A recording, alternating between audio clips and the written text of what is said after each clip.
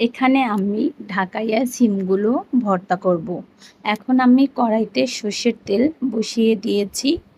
তো এর মধ্যে আমি দিয়ে দেব কয়েক টুকরো শুকনো মরিচ। তো আমি ঢাকাইয়া সিমগুলোকে ভালো করে সেদ্ধ করে বেটে নিয়েছিলাম। এখন এর মধ্যে আমি শুকনো মরিচটা দিয়ে দিয়েছি পেঁয়াজ কুচি।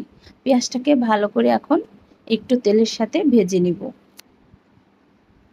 অ্যাড করে দিয়েছি কাঁচামরিচ কুচি।